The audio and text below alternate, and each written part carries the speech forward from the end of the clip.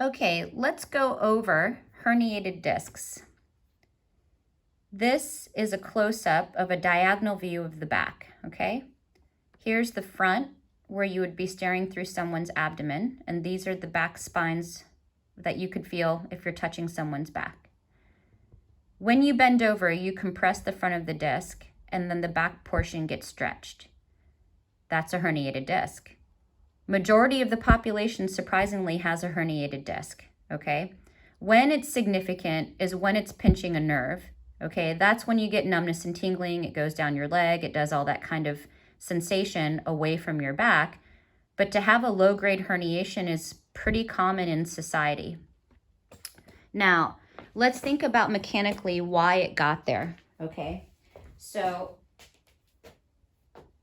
yes, it happens because of repeat bending. We repetitively bend an enormous amount of times. We grab our shoes, we tie our shoes, we feed our dogs, we scrub our legs. So it is a mechanic of bending. But in a sense, why is it getting herniated more in some people versus not, versus their age and whatever?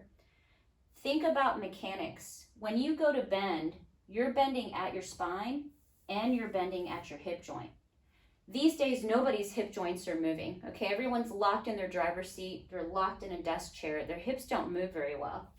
So if you were to get down and I tell you to push back so that you can bend here and here, if this is all you got, then your hips are stuck and you're not moving well, okay?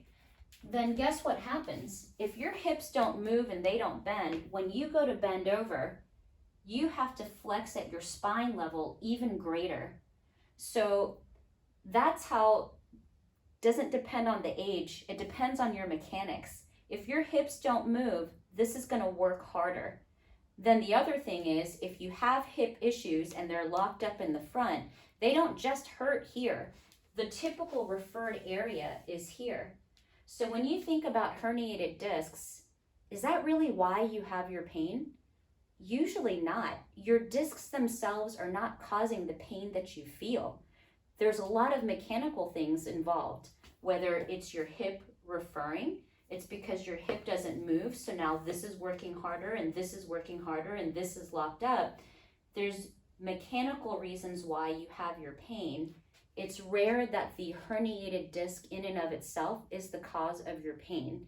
But then if you take it that step further, your herniated discs were there for a reason, and they are there because your hip joint doesn't move, so your back had to work that much harder. So something to consider when you get that MRI and they tell you you have herniated discs.